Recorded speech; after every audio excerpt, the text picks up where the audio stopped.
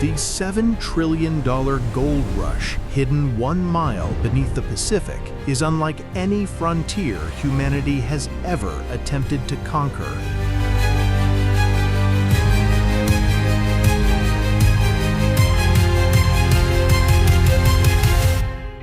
For centuries, we were taught that Earth had 7 continents. We mapped the moon.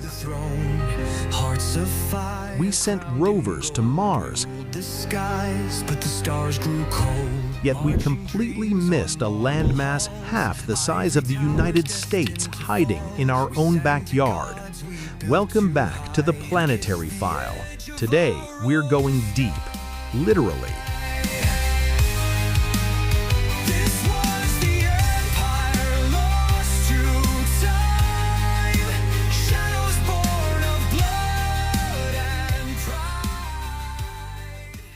In 2017, a team of 32 scientists stunned the world by confirming the existence of Zealandia, a lost 8th continent that sunk into the ocean 80 million years ago. But this isn't just a geological curiosity. Hidden beneath its underwater plains is a staggering $7 trillion treasure trove of natural gas, gold, and the rare earth minerals that power every smartphone and electric vehicle on the planet today. To bring you this story, we analyzed over 50 geological surveys and decades of underwater sonar data. We're exploring an engineering mission so expensive and so dangerous that it makes the Apollo moon landings look like a weekend trip. Why did this continent vanish? What exactly is hidden in its depths? And which global superpower will win the race to claim it? To understand the money, we first have to understand the land. 85 million years ago, Zealandia was a massive dry landmass, roughly 2 million square miles. For perspective, that's larger than the state of Alaska, Texas, and California combined. It was part of the supercontinent Gondwana, home to dinosaurs and lush forests. But as the Earth's crust began to stretch and thin, Zealandia did something no other continent has done. It stayed intact, but it sunk. Today, 94% of it is submerged under the Pacific. Most of this 8th continent sits between 3,000 and 8,000 feet deep. That is over a mile of vertical water pressure pushing down on the surface. In the world of engineering, that is the crush zone.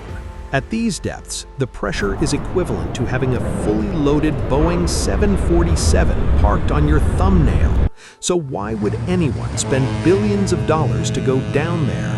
Because Zealandia isn't just made of old rocks, it is a geological anomaly that acted as a giant pressure cooker for trillions of dollars in resources. Let's talk about the $7 trillion. That isn't a hype number, it's an estimate based on the raw materials trapped in Zealandia's crust. First, fossil fuels. Surveys suggest that Zealandia's underwater basins hold billions of barrels of oil and over 50 trillion cubic feet of natural gas. For a world in an energy crisis, this is the equivalent of finding a second Saudi Arabia hidden under the waves. But the real gold rush of the 21st century isn't oil. It's what geologists call black gold, polymetallic nodules, and massive sulfide deposits. These rocks are packed with cobalt, nickel, manganese, and copper. If you're watching this on an iPhone or an Android, your battery exists because of these minerals. As the United States and China race to transition to green energy, the demand for these materials is expected to skyrocket by 500% by the year 2040. Zealandia is essentially a $7 trillion battery factory waiting to be harvested. But there's a catch. You can't just go down there with a shovel. This is where the Planetary File meets mega engineering. To reach this $7 trillion, humanity is building the most advanced industrial behemoths ever conceived. Meet the deep-sea crawlers. These are 300-ton robotic excavators the size of a 3-story house designed to walk across the seabed of the 8th continent. They don't have drivers, they're operated via fiber optic cables from a command ship a mile above on the surface. The engineering challenge is twofold. First, the environment. The salt water is highly corrosive and the temperature is near freezing. Second, the logistics. Once the robots grind the rock into a slurry, it has to be pumped up through a riser pipe over 5,000 feet long. Imagine trying to suck heavy gravel through a straw that is a mile long while the straw is being hammered by massive ocean currents. If the pipe snaps, you lose a $200 million machine in an instant. The ships required to support these missions are floating cities. They must stay perfectly stationary above the robots using dynamic positioning thrusters, fighting 30-foot swells and gale winds in the open Pacific. The daily operating cost? Over $1 million per ship. With $7 trillion on the table, this isn't just about science, it's about power.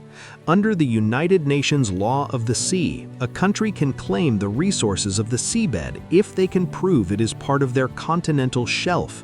New Zealand has already successfully claimed a territory of Zealandia that is 6 times their own land size, but other global powers are watching. The United States has a massive stake in the rare earth mineral market, which is currently dominated by China. Control over Zealandia's minerals would mean independence from foreign supply chains. It would mean the ability to build millions of EV batteries and military components without relying on a rival superpower.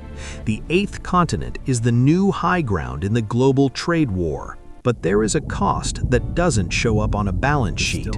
The depths of Zealandia are home to species we haven't even named yet. Environmentalists warn that vacuuming the seafloor could create massive sediment clouds that suffocate the ocean's ecosystem for hundreds of miles. Can we have the $7 trillion and a healthy ocean? Or is the 8th continent destined to be the site of Earth's greatest environmental disaster?